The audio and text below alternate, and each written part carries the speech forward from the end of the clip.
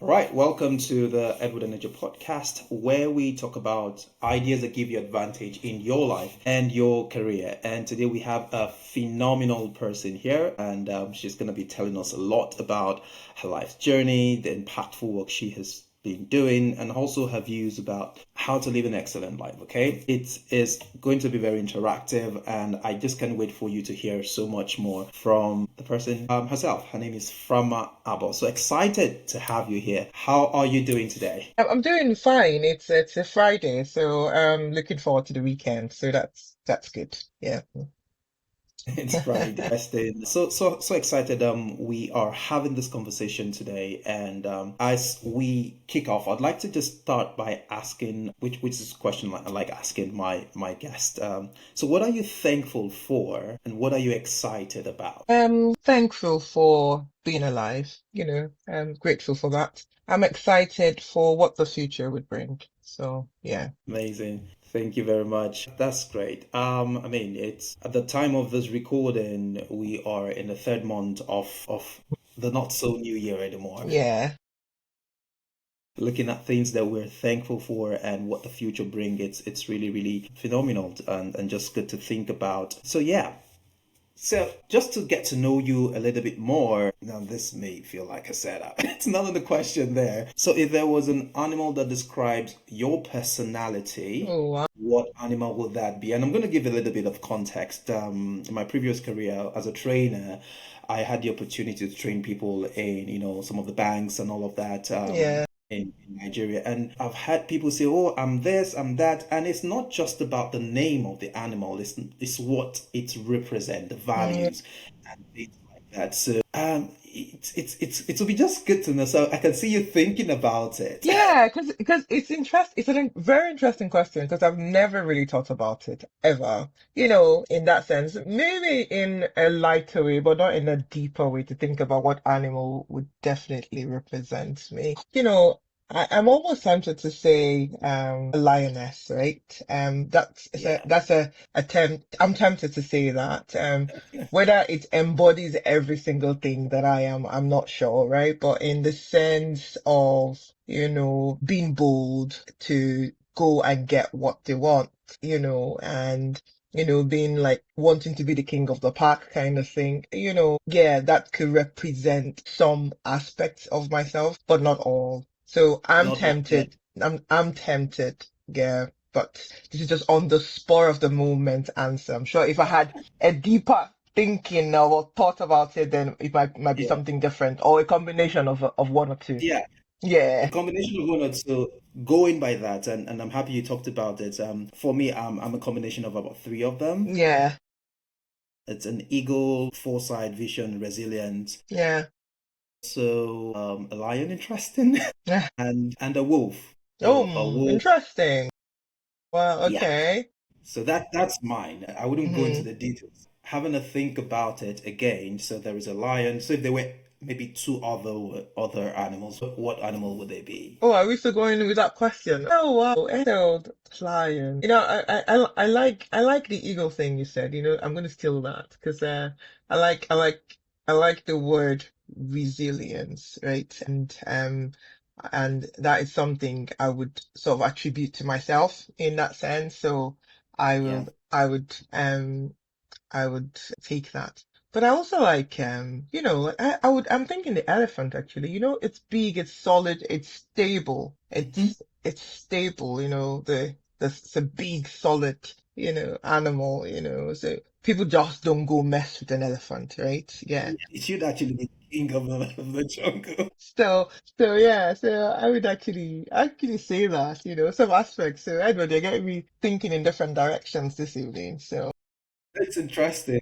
It's some level of, reflection and getting, and these things have always been there because the decisions you made up hmm until now, you find that, wow, it's kind of relates to it, how hmm you carry yourself at work and do the things that you do. And that's why it was easy, even if it felt as though it was at the spur of the moment or at the spot, you could just bring it out because these are the things that the animals that connect with, and talking about it from their values perspective, what they represent. So the lion, the lioness, the eagle, and an elephant. Phenomenal. That's so funny. Wow, amazing, amazing. And it kind of embodies what we'll be talking about today, becoming a change champion, how professionals can lead from within. And Hmm. we're going to be discussing a couple of things around that. But Yeah. about values, I'm going to ask a very interesting question that most people don't ask this question. It's because they ask about the person, but the value was tacked up from previous generations. So I'm going to ask you about your grandparents. Who were they? What values did they have? Before they passed them on to your parents and also down to you. Where are they from? What drove them? Yeah, it's quite interesting because yeah, my grandparents. So from my father's side, so my grandparents from that side, my granddad died when I was quite young. um as well. But I know he was like a chief, so he was a leader in my village. My grandma, that's my dad's mom. I believe she did her own thing, her own business, but the one profound thing she was strong about was her faith, right? So my grandma was a good Christian, and that characterized her whole life, even when she died. So that's something, because I remember learning, my hymns and songs and all of that too from my grandma because she lived a lot longer than my funny enough, similar to my grandparents from my mom's side.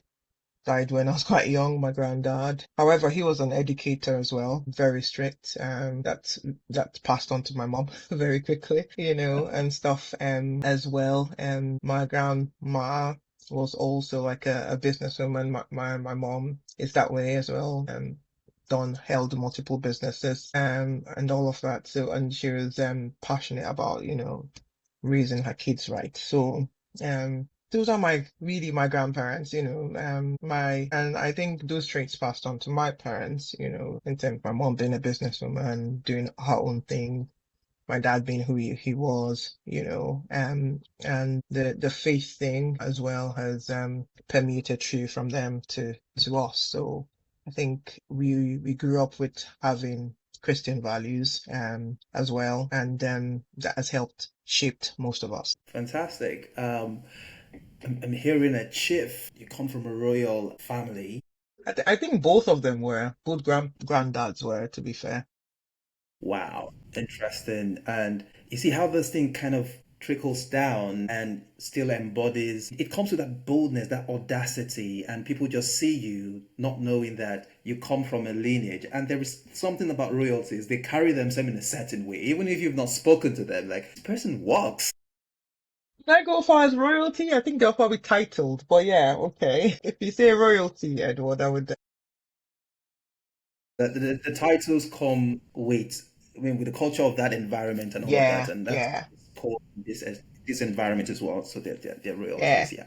yeah. Fantastic. That's good to know. So we've learned about them and seen how those values calm down and of course have kind of made you and shaped you into the person that you are now. Can you hmm tell us about yourself a bit, your academic background, how you transitioned into your current profession and things like that? Well, yeah, so I think my whole journey is like sometimes it's not like straightforward, so it's a roller coaster. But yeah, so my first degree was in Nigeria, my first only degree to be fair. It was in Nigeria. So I read law in I went to River State University. I came to the UK to study after finishing uni in Nigeria, did NYC, and then moved to the UK for further studies. The plan was to do a second degree, but that plan got changed along the line. To cut long story short, I moved here. Things changed in terms of plans, got married, and then tried to build a career um in law, to be honest. Went to Strathclyde Uni and because I used to be in England, moved to Scotland, went to Strathclyde Uni to do like a paralegal course because I was trying to break through into the legal position. Um, and wanted to sort of build a career in law because that's my background, right? I'm from Nigeria. Tried to find a legal role was difficult, and then I decided, right, okay, let me qualify. I think I could have done it easier in England, but didn't, but came to Scotland and wrote to the Law Society, and they gave me such a long route to being a solicitor. I'm like, oh, I wasn't going to do that. I was talking about, someone wrote me eight exams. I can't remember how many. I'm like, I'm not going to do that. So I went to Strathclyde Uni to qualify as a um, Scottish paralegal. In that sense, thinking that would sort of give me a footing, didn't, right? Because everybody wanted experience, which I was like, if I don't get a chance, how would I get experience, in the UK, as well. And a few firms were quite open to say, right, they can see that I'm well qualified, right, and they know. So, but they know I'm only looking for 6 months with them, so I'll take a low legal position and will not stay because they know once I get to 6 months experience, I'm going to shoot away. So they're looking for someone, even without a law degree, someone they could build up. So some were quite open to tell you, this is why I'm not taking you, right? Because, which is quite disappointing. And then I made a decision. I think I've said my story so many times. I had to change trajectory because I was thinking, law isn't working. And I think it's a universal thing anyway.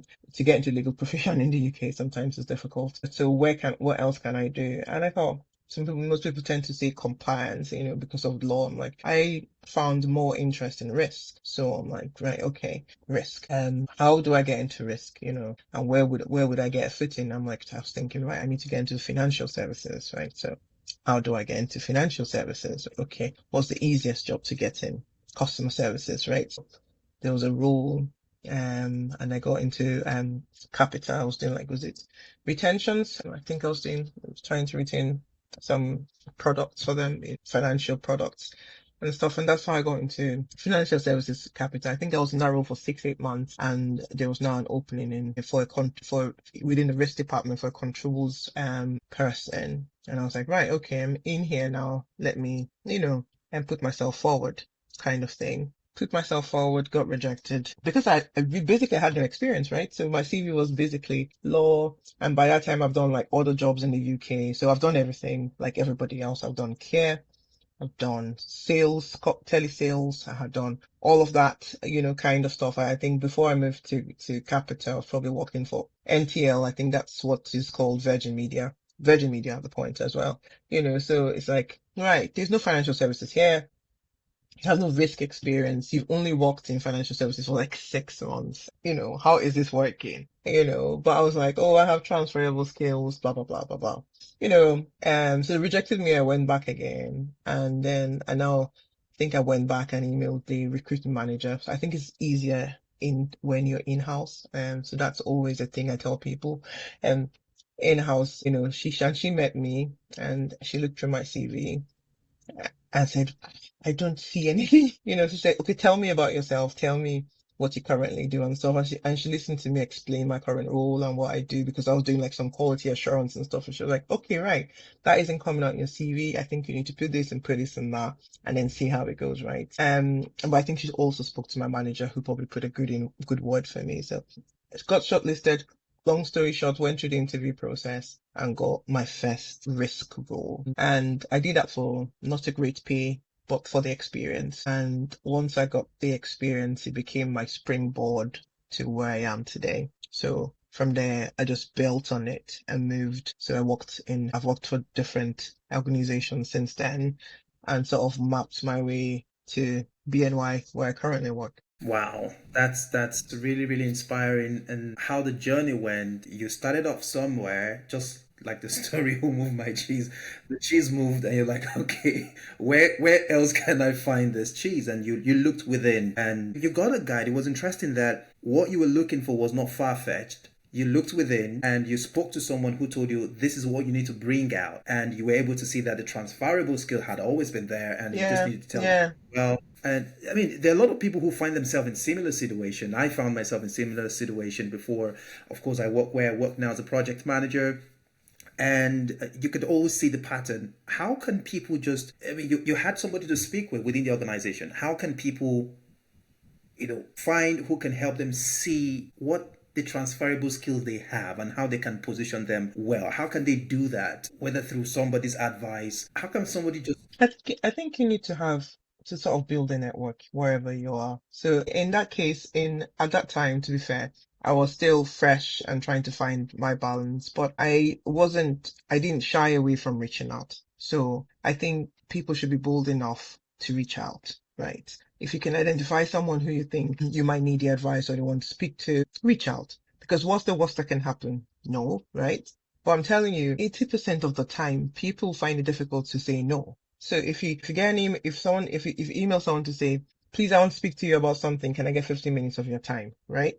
They hardly will say no. Some people might, maybe I'll tell you to reschedule or something, but they would probably be curious enough to know what you want to speak to them about, So I think people need to be bold enough, to find that little courage somewhere to be able to step out of their comfort zone. Because if you stay within that, oh, I don't know what to do, I don't know what to do, you find it difficult to navigate yourself, especially in the environment that we have and the culture that we have. You have to sort of find a way of building a network and the boldness to step out of your comfort zone and reach out, I would say. Fantastic. Thank you so much for that. And I believe that is really, really helpful because we need network people who have gone ahead who will tell you what you need to do better, how can you can position yourself better and things like that. So that is, I mean, I totally agree with that. One of the challenges that most professionals, maybe myself who just moved into the UK and try to find a way around, there is that culture shock. I was having a conversation, interesting conversation with Mm-hmm. someone at work.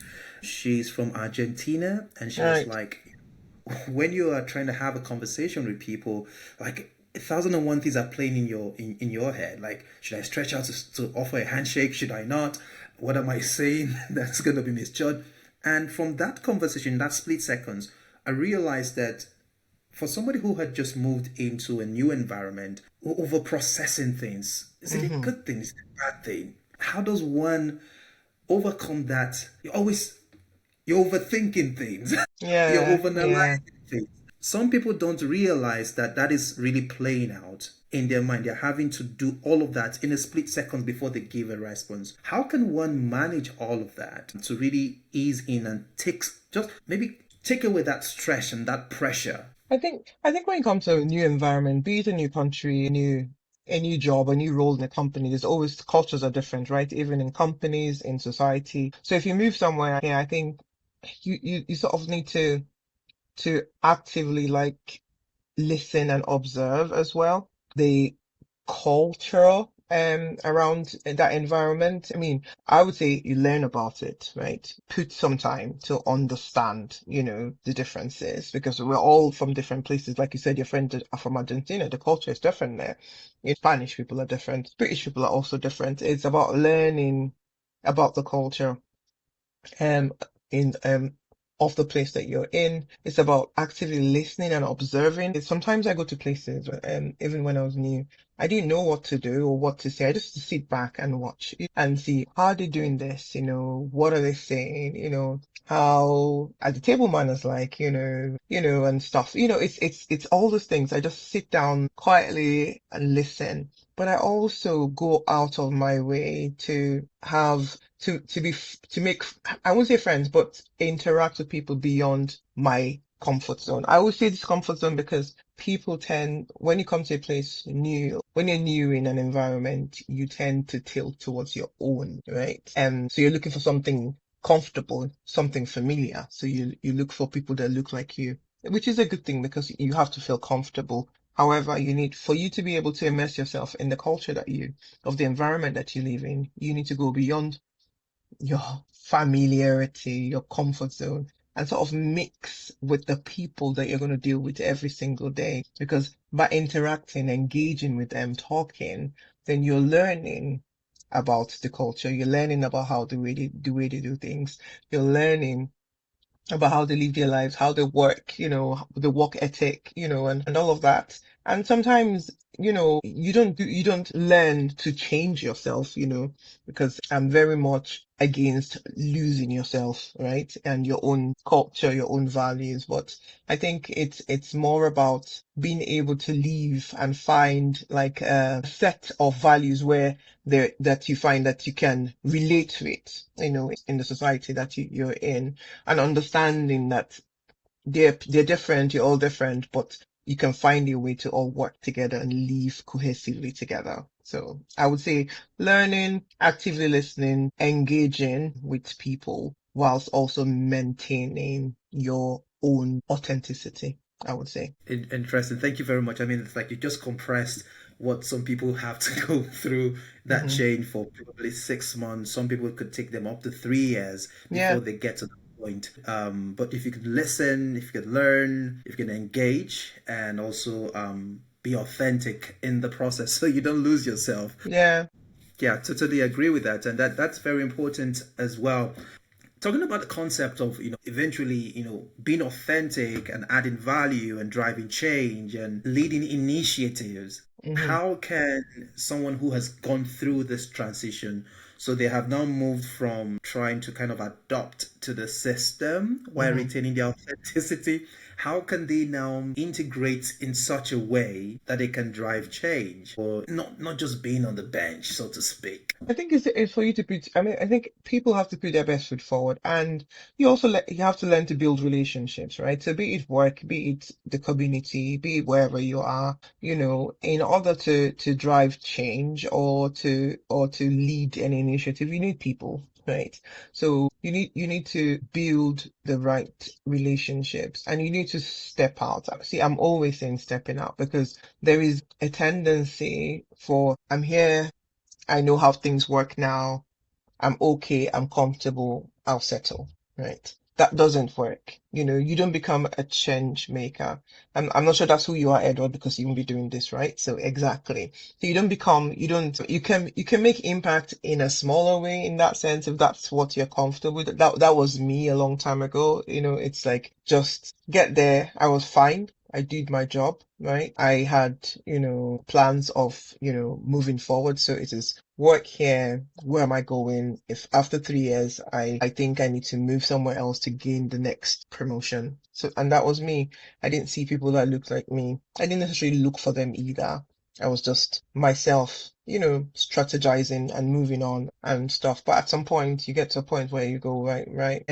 It's not all about that sometimes. You need to be able to I needed for me personally, I felt I needed to make a change, to make impact in some ways. And that led me to put my best foot forward. I had to step out of my comfort zone to do that. And I had a mentor then who, because as a black person especially in Scotland, I thought there's always this burden. I saw it as a burden whereby you always have to be the best, not, and you're being the best because you don't want anyone coming after you to be looked at differently. So if Frama does something, to me, there was this burden that if I do something, then it tells on the black people who will come after me, right? If John, who is Scottish, does something, no one thinks he has spoiled all the Scottish opportunities, But so to me, I used to see that as a burden, and someone told me then, that was my first time I had a mentor because I was not into mentors.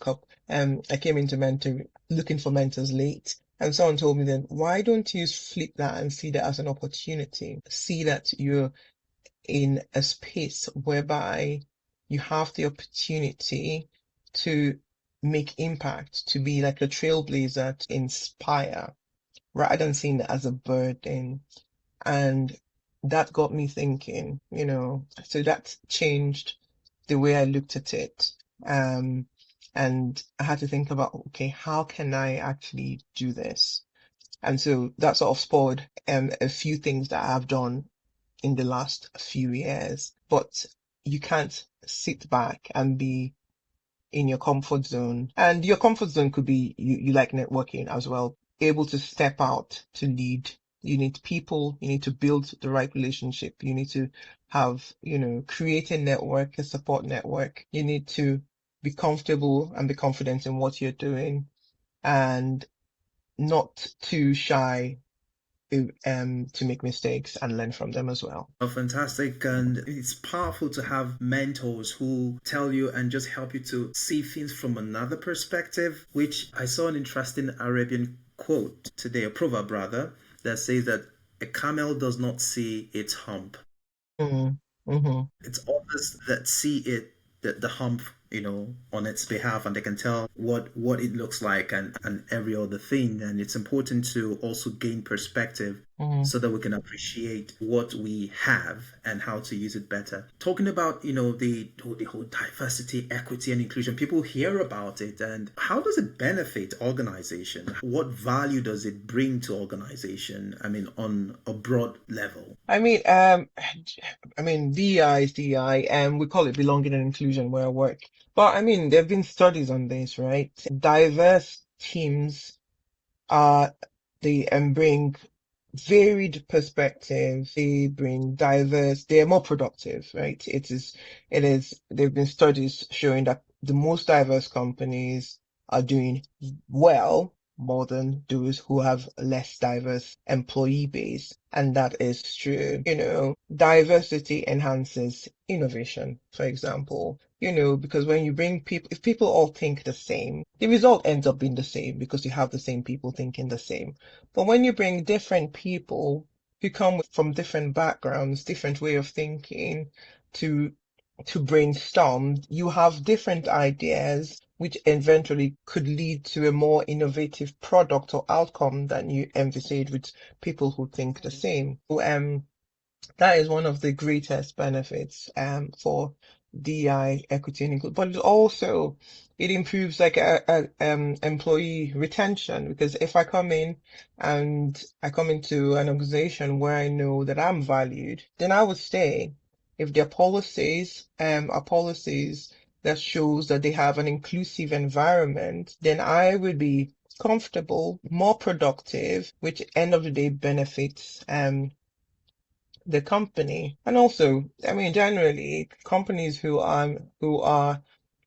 have great DEI policies tend in this, I wouldn't say about the current climate because you know what's going on in the US at the moment, tend to have the best reputation because people look out for them. Sometimes it could be a criteria, especially the young people nowadays. They have different criteria where they're wanting to work for different companies. I was talking to someone, some people look at a company and look at what's the employee base. Do people look like me there, before I apply, and so they look at the boards, they look at the executives, right? Okay. So because they see someone who's like, it means, okay, maybe I could, strive in that place. So I would apply. So if you have a good diverse employee base, then you're attractive to a diverse set of candidates, who are willing to work for you as well. So there's such whole loads of benefits of, having the right DEI strategy that actually works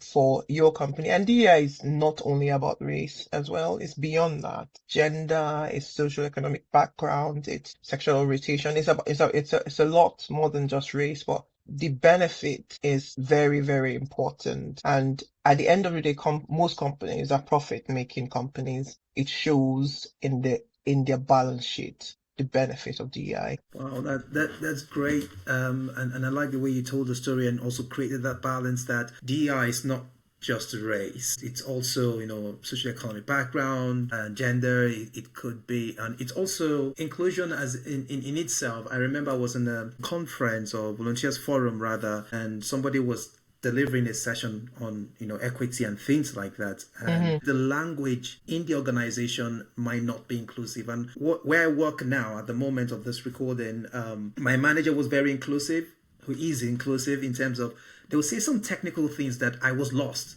and he would just pause and say, this means this, right? And instead of just going around my head like, what does that mean, and try to catch up with the acronyms and all of that, inclusivity means that the language, the technical language of the environment where you work, you understand it as well. Yeah. And so that is really, really good. And there is this also, for lack of a better word, there is also that negative perception about, okay, people like me are not here, or it makes some people come across as defensive. Oh, things are difficult for people like me, things like that. And this policy have been put in place, whether DEI, whatever you want to call it, has been put in place to create diversity, to help the organization look attractive, get the best talent and all of that. What responsibility or onus do you think are on the talents that have now come on board? The opportunity has now been created for you. how do those talent, like, what can they do to give back and to also deliver, not from that perspective as though you are in quote disadvantaged, and that's why they created some equity for you to come in. Hmm. It's interesting. I don't, this is my personal opinion on this. I've never looked at a company and thought there's no one looks like me, so I'm not applying to it. It has never been me. I've looked at a company and I've applied to it because I want to work there. They have something that, I think I like, and other things. And if I am the only black person there. Says a lot about the company anyway.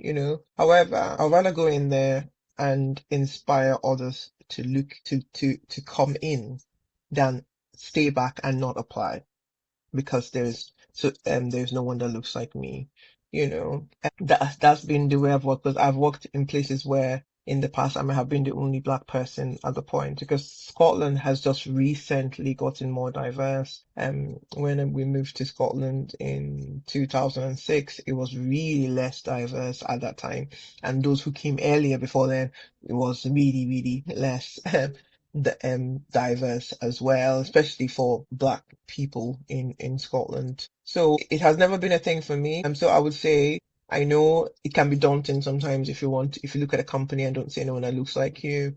But why don't you be the trailblazer? Why don't you take a punt? Why don't you apply? If there are other things that work for that company and it's a place you think you can strive, regardless of your race, I would say go ahead, because you don't know who's looking at you. Because you could be the person someone's looking at and saying, "All right, oh me, I can apply." And these are the kinds of things that, like I said, when I was talking about changing my trajectory, that a few things happened years ago. I can remember, and this was very poignant. I can't remember what position I was. I was VP somewhere. I can't remember. And, for me, my positions might look, big, but I don't see myself that way, so it's never a big deal to me. Someone messaged me on LinkedIn years ago and said, "This one I don't know." She just said, I think she saw me somewhere or saw something, and she messaged me that this is the first time she's seen, or something, I'm just paraphrasing, a black person, a black woman, being a VP in a bank in the UK, maybe probably to her, I'm sure there are others, you know, and really that got me thinking, because I went into her profile and I thought, oh, this person is really well qualified, probably has a master's, right? I don't have a master's, I'm like, what's stopping you, But that also, like, so I'm like, oh, so I'm sure I went back to her, me, and like, what are you doing, jobs and stuff. But then, that got me thinking now, oh my goodness, me being there without thinking, just being on LinkedIn, doing my job on my own, I'm inspiring somebody, right? And that is what we need to do. We need to take I'm not saying everyone has to take the placard. Not everyone would lead big initiatives. Not everybody is a change maker. But in everything that we do, we need to recognize that once we are up there, this is analogy about not pulling the ladder. We put the ladder down for others to come behind us. And I think that's the way we should be thinking as a people, something like that. I totally agree with you right there. And it's that change of perspective that value is not biased, excellence has no color, it doesn't have a gender. Excellence is excellence. And if you can come with that value that you're bringing into the organization, Yeah. you would really, bring the excellence, and the result will speak for themselves. Like you have said as well, just doing your work, you're inspiring other people as well to dare to be more, Yeah. their standard, and just even aspire for greater things. And we need more people who would try to break that. I call it the inside work. It's like it's the inside job. It's Yeah. just a compartment in your The mind. thing is, yeah. So I really love what you just said. Coming in with a thinking that, it's not always about race. Sometimes it's just about going there and doing the best job that you do and letting your job speak to you. I'm not going to say that there's no unconscious bias doesn't exist or racism doesn't exist. Of course it does, right? It does. And you would sometimes be in a position where you have to deal with those things. But on the whole, if you have the right mindset, you can go in in an organization, do what you need to do the great job, and be an inspiration for others. Yeah. Amazing. Thank you very much for that and giving that context very well. For people who find themselves maybe because you said you were, I mean, that's a 2006, that was about 20, just 19 years ago. You In had to go, Scotland, yeah, I was in England before that, yeah, yeah. So that's in Scotland. yeah. Imagine having gone through that journey. So I mean, it's like how many doctorate degree lifetime that you have used to gather this experience and all of that. What would you tell someone who is at that point, probably thinking, I came in with this degree, I must get this job through this degree alone, or thinking that maybe I'm disadvantaged because of that, because of this. What would you tell that person? What advice would you give them I so think that they can? I think generally, and this is a general, I think we have to be more flexible. The world is moving, right? And things are changing. The jobs of yesterday are not the jobs of today. I don't know what your degree is or what it is. Like, okay, like I was telling someone, if you've asked me when I was in university that I will be nothing less than a lawyer, I'll tell you that is what I want to be. That's the only career I want to do. I had vision of, I always thought I was going to be a human rights lawyer, advocating. I was thinking UN, and all that kinds of stuff. If you've spoken to me, working for a bank has never crossed my mind. It never crossed my mind. But that is where I am today. Because sometimes life throws different things at you and you need to re-strategize and sometimes your career growth can take you into different ways and different avenues. So I think flexibility is a good thing to have, whereby you're looking at yourself and thinking, right, I have this degree. For a degree is a degree. You may have all the transferable skills that you can be used in any other role, right? I think a degree is a foundation. So like I have a law degree and I know it gives me a good foundation to be analytical, to pay attention to detail, to have good communication skills, negotiating skills. These are all things that could be applied in another role that is not law. So people have to be more flexible. And in terms of disadvantage, I think we should, personally, I'd like to move beyond that mindset. And just like you said before, the UK market is very interesting in the sense that sometimes all you need is one chance, getting one UK experience, and that opens doors for you. Organizations are moving beyond that just because there's been a lot of education in terms of, DEI, diverse employees, because people have been looking. So people are moving beyond just UK experience at the moment, some of them. But, is that, if you get that, then easy, foot in the door, build a network, a lot of networks are helping people that I didn't have, you were saying 19 years ago in Scotland. Yes, there was no networks like that I knew about anyway. You just did your own thing. But now there's a lot of networks helping people plug into the networks. But to me, flexibility is key. Just be flexible and be able to think out of the box and re-strategize. If something isn't working, think about something else. And sometimes you could decide on a particular course of action or path, and if you are resilient enough, you might get it. So it's different for everybody, but I would say being flexible, it's a good place to be. Fantastic. Be flexible, be like water, and assume the shape of the cup you find yourself. So that it's not that you're changing who you are, you're just adapting to the Yeah, environment. yeah, yeah. It was just like me, right? I was trying to summarize my story. I mean, my story is longer. I'm just summarizing quick. I knew that law wasn't working. I had applied for jobs for years. I've gone to even get the paralegal certificate and qualified. I didn't get the jobs, and I knew I needed to change course. I could still be going on, but I needed to change course, and that is what's changed my career path. And do I regret it? No. So many times people say, "Oh, from a go qualify as a lawyer." I'm like, I've worked in places where I've dealt with lawyers. I've worked in a governance, legal risk, and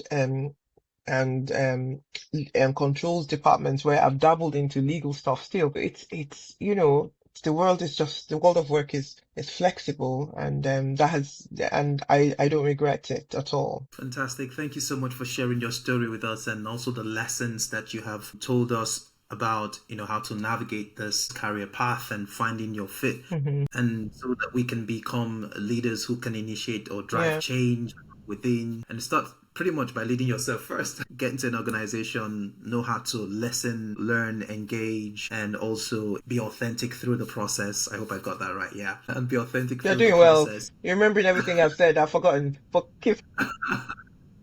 Thank you. Thank you. So, which is very, very good. And I believe that those who are listening to this would find the hope and the inspiration they need, that really what they have is within them. They just need to adapt to the environment and look for what they can use to trade in the market in terms of their skills, the transferable skill. So, thank you very much. I just want to ask about three things before we wrap up That's now. okay. Thank you very much for being generous with your time. But just before we go, what are the things that inspire you as a person? Is it a podcast? Is it the book? What has inspired you, or who has inspired you? Is there a book you read or podcast you listen to? What would they be? See, it's I'm a very funny person, right? Because I used to be a really big reader growing up, and then recently, haven't been reading a lot of books. I only started reading some books in recent times, and I've been do I really listen to podcasts when I'm on them, or if it's my husband is on it, or someone recommends something?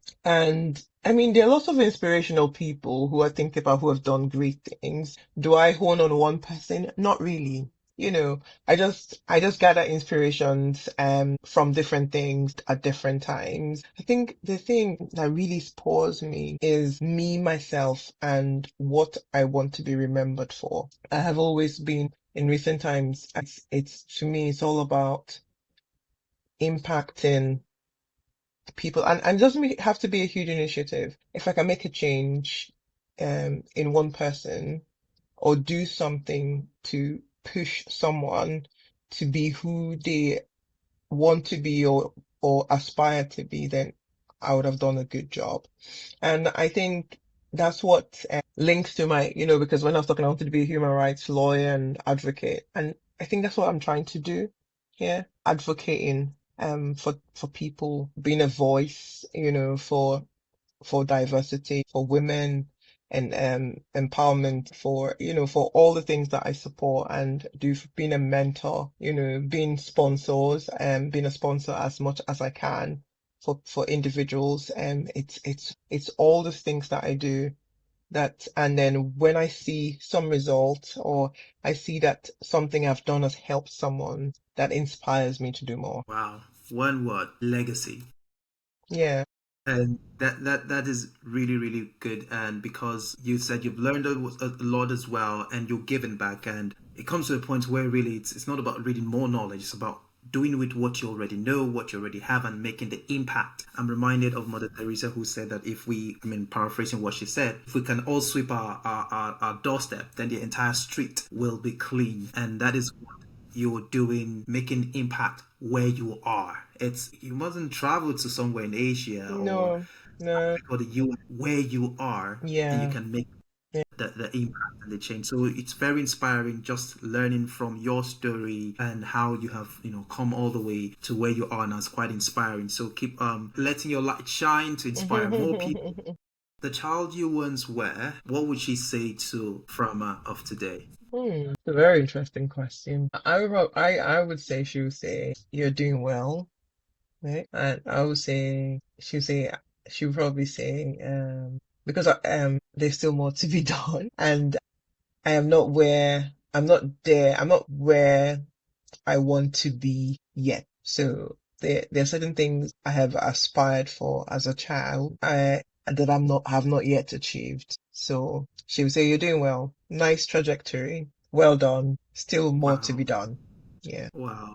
Wow. That's lovely to hear that. The last one is from in 10 years time. What would she say to you? Well, from in 2035, Well, say to Frama now. And it's not just yourself you're speaking to, interestingly, because all that you have said, we're learning from your stories. We're learning not to put pressure on ourselves, that eventually 19, 20 years time, you're doing well. You're going to be okay. So the Frama I'm in 10 years time. I'm hoping that from her in 10 years time would have gotten to where she wants to be. and she will be telling this farmer here, right? Stop fretting, keep on going, yeah, just follow your instinct, your gut, and you'll be fine. So, Just gonna grab that now. mhm. That I'll follow my gut and my instinct now. Honestly, quite inspiring just hearing your story, and you're not just talking about it, you're doing it, and we can see the results, and you've been an inspiration to many who are just listening right now, and those who would even come even after. So thank you very much for your time. You've been so generous with your Yeah. time. We thank you much. So There's one thing that's it. I wanted to say, sorry, before you go. I know you were speaking about those who just newly came and are settling and sense of culture shock and stuff. I think one of the things I failed to say was don't undersell yourself. And it's a big thing because I speak to a lot of people who have big positions from any country, Uganda, whatever it is, and they come here and they go, oh, pitch for the lower end of the stick just because they think they're not good enough or they'll be seen not to be good enough. Whilst I'm advocating for flexibility, but I'm also own your experience, own your qualifications, and own your talent. Yeah. Wow, thank you very much. That, like, you just reserved the best for the last. Mhm. It's just nailed it there. Thank you very much. And I believe that for all who have listened, don't just keep this to yourself. Share it with others who need to hear this because you're not just doing it for yourself. Imagine that everybody's lighting their whatever thing you're lighting, your lighter, your Mhm. torchlight, your candle. If we all light it together, then we can, can light up the world and light up the people around us. So please share this with someone as well. If you can follow Frama on LinkedIn, it's going to be on the show notes of this podcast. So thank you very much for your time, and leave a comment what inspired you in this podcast. We'll be glad to listen to that or respond to that as well. So until next time, thank you very much, and this is the Edward Energy Podcast. Thank Bye you. bye. Bye.